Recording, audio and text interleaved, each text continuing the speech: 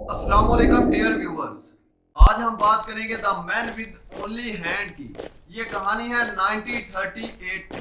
कैरली नाम एक आदमी की जो कि हैंगरीन आर्मी में था और वो इस मुल्क का बेस्ट पिस्टल शूटर था। इस मुल्क में जितनी भी नेशनल चैंपियनशिप हुई थी वो सारी जीत चुका था। सबको कन्फर्म था कि 1940 में 1940 में जो ओलंपिक्स होने वाले हैं इसमें गोल्ड मेडल कैरली को ही मिलेगा और इसने सालों से ट्रेनिंग की थी। इसका एक ही ख्वाब था, एक ही फोकस था कि मुझे अपने इस हाथ को दुनिया का सबसे बेस्ट शूटिंग हैंड बनाना है और वो कामयाब हो चुका था। बस 2 साल का इंतजार था जहां वो साबित कर देता कि इसका दायां हाथ दुनिया का सबसे बेस्ट शूटिंग हैंड है। 1938 में आर्मी का ट्रेनिंग कैंप चल रहा था। एक एक्सीडेंट हो गया इसके इसी हाथ में जिससे इसने ओलंपिक्स में गोल्ड मेडल जीतना था। इसमें हैंड ग्रेनेड फट गया और वो हाथ चला गया। जो इसका ख्वाब था, फोकस था, सब खत्म हो गया। इसके पास 2 रास्ते थे।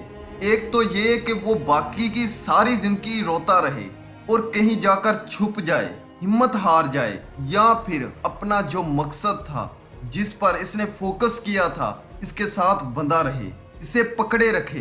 तो इसने फोकस किया इस पर नहीं जो चला गया था, इसके पास नहीं था। इसने फोकस किया इस पर जो इसके पास था।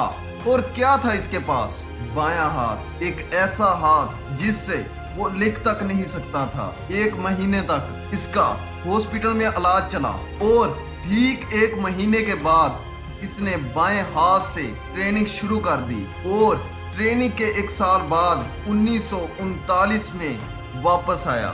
1939 नेशनल चैंपियनशिप हो रही थी हंगरी में। वहां बहुत सारे पिस्टल शूटर थे।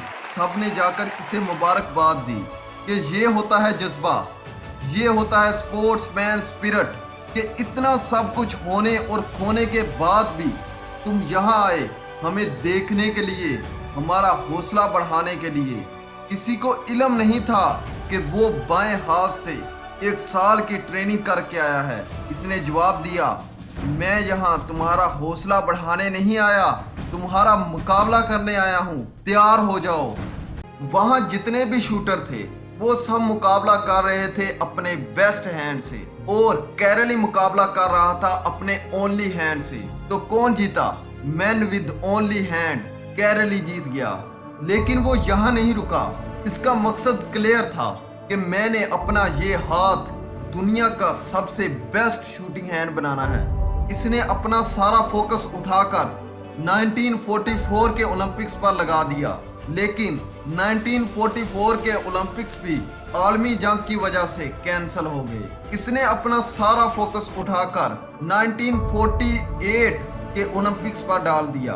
1938 में इसकी उम्र 28 साल थी और 1948 में जब वो ओलंपिक्स के लिए आया तो इसकी उम्र 38 साल हो चुकी थी। इस उम्र में दुनिया के यंग खिलाड़ियों से मुकाबला करना मुश्किल हो जाता है। लेकिन मुश्किल नाम का लफ्ज इसकी डिक्शनरी में नहीं था। वो ओलंपिक्स में गया, पूरी दुनिया के बेस्ट शूटर्स अपने बेस्ट हैंड से मुकाबला कर रहे थे और ये मुकाबला कर रहा था अपने ओनली हैंड से। और कौन जीता? The man with only hand. वो तब भी नहीं हारा, ना रुका। 1952 के ओलंपिक्स इसने दोबारा मुकाबला किया और इस बार गोल्ड मेडल कौन जीता? Man with only hand. 1952 में कैरली ने पूरी हिस्ट्री बदल दी। इससे पहले कोई भी शूटर लगातार 2 ओलंपिक्स नहीं जीता था। नतीजन आप किसी भी लूजर के पास चले जाओ, इसके पास 1000 बहानों की लिस्ट होगी कि मैं जिंदगी में क्यों फेल हुआ। ये सारी वजूहात हैं, ये सारे बहाने हैं। आप किसी भी विनर के पास चले जाओ, इसके पास हजारों वजह होंगी वो ना करने की जो वो करना चाहता था, और सिर्फ एक वजह होगी वो करने की जो वो करना चाहता है, और वो कर जाएगा।